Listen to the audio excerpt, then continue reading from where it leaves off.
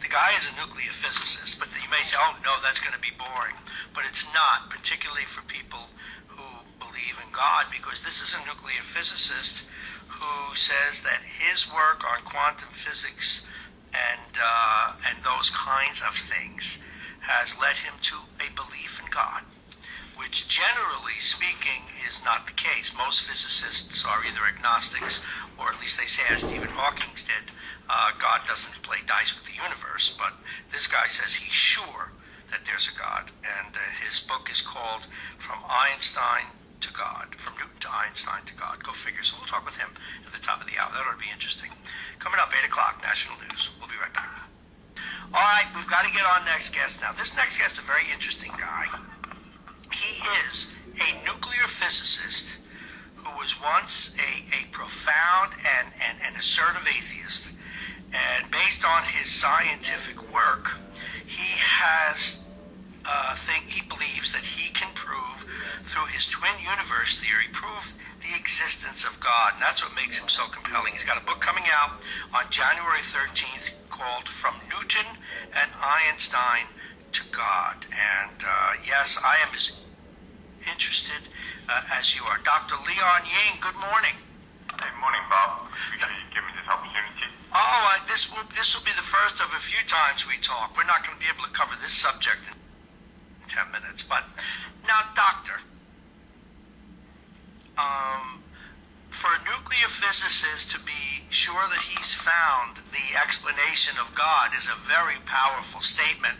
I would imagine you're meeting with a lot of criticism. Yes.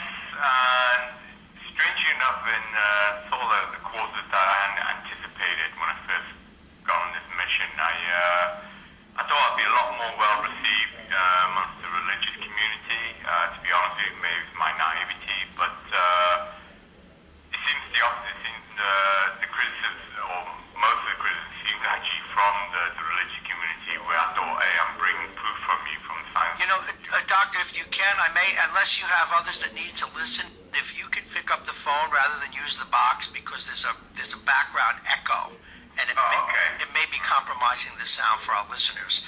And no apology needed. Yes, that is. They're going to be very interested in what you have to say.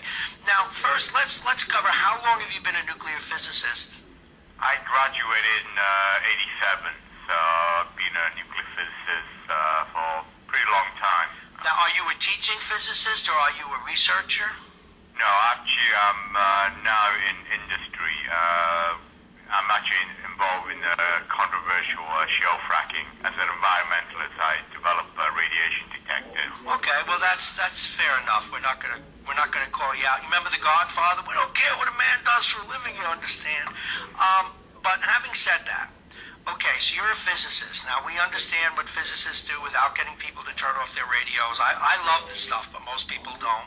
Whether it's quantum mechanics or whether it's celestial physics and the like, that's what you do, that's what you practice. And most people would say, unless we're arguing over semantics, that might exactly prove that there ain't no God. How did you come to the conclusion in your physical research that it proves the existence of God?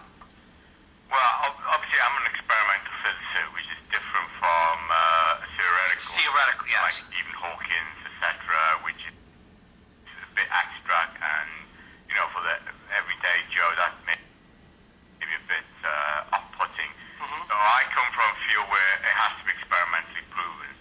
So I proposed my twin universe, and I've written several papers and been on conferences, and I've made predictions which matches experimental observation. My calculations calculate expansion rate of the universe, it calculates the ratio of matter and antimatter. Therefore, my theory, I believe, is experimentally proven. Now, when you say a dual universe, we all know of the multiverse theory, but you're calling it yours a dual universe. You know, I've always imagined one funnel leading into a black hole and then another universe on the other side of it. That's about as far as I go with. What do you mean by a twin universe? Well, you sort of captured it. That's the twin universe. A black hole going into another universe. A multiverse is conceptually, quantum physics is one of these quirky things that basically says everything is indeterministic. It has an infinite number of possibilities. That's why Einstein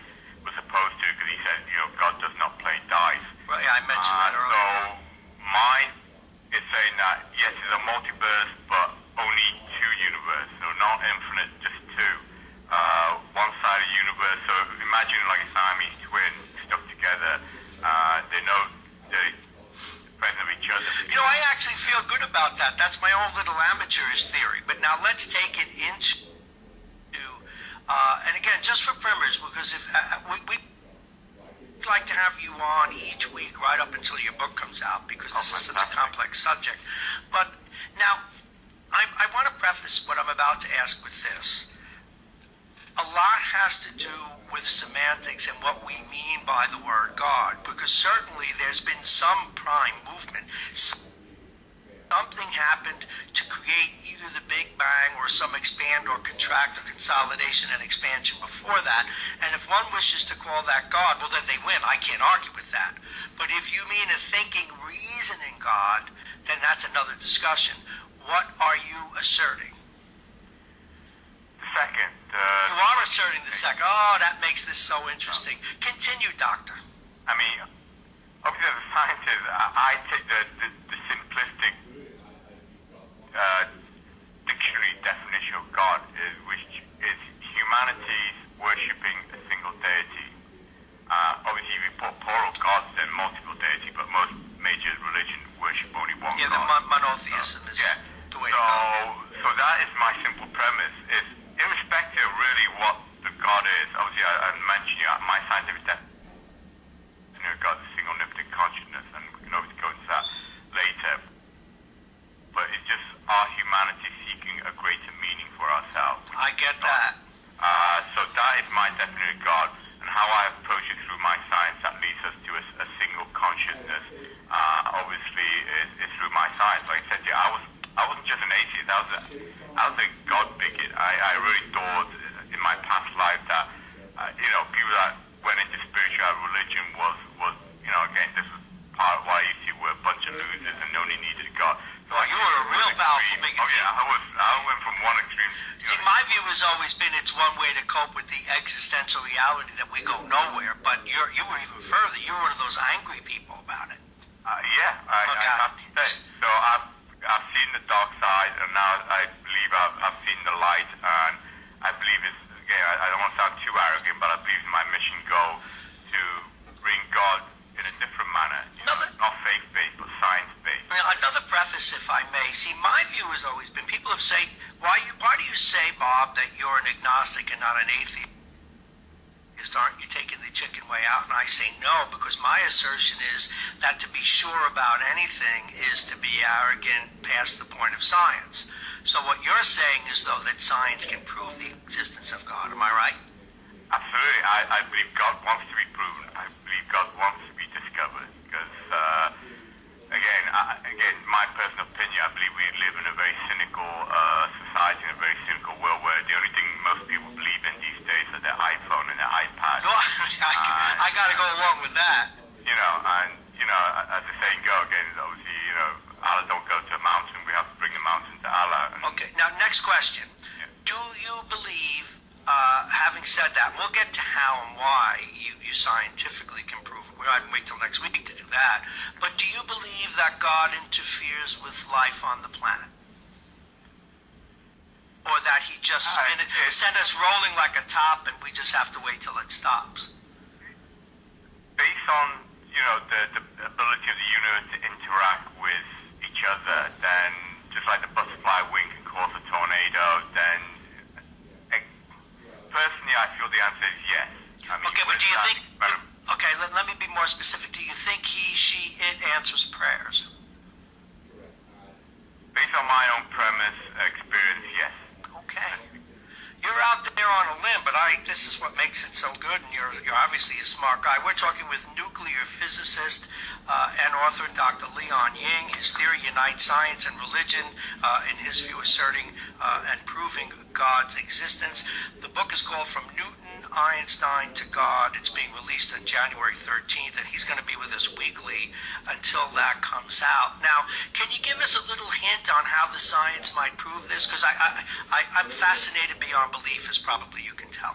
Well, I'm glad to stimulate you, and I say my aim to stimulate the whole world. Well, I say experimentally, a theory has to make predictions. Yes. Those predictions has to match experiment observable values. So my theory is the only scientific theory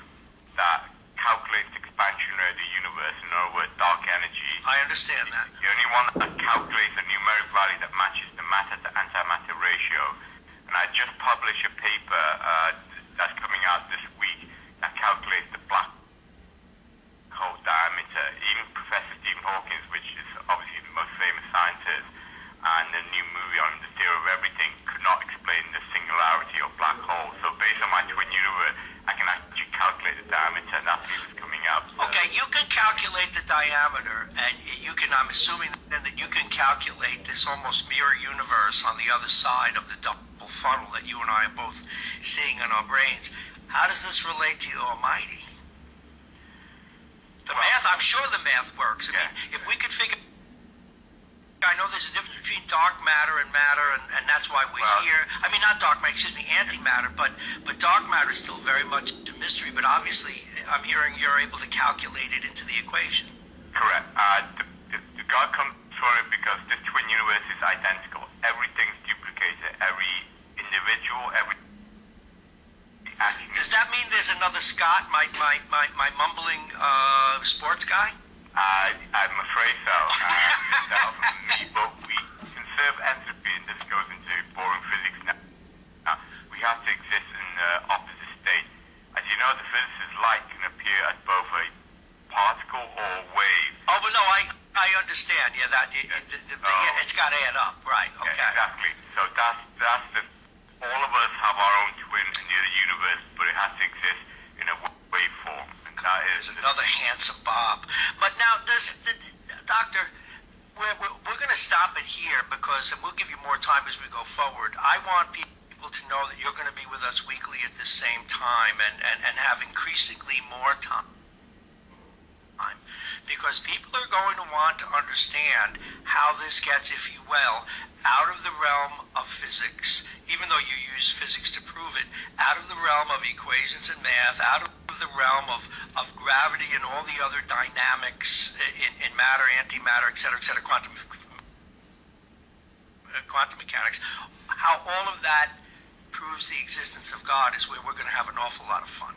All right, absolutely. I look forward to enlightening your audience, and generating,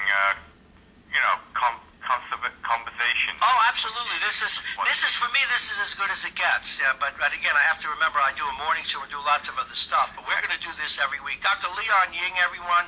His theory unites. He asserts science and religion in proving God's existence.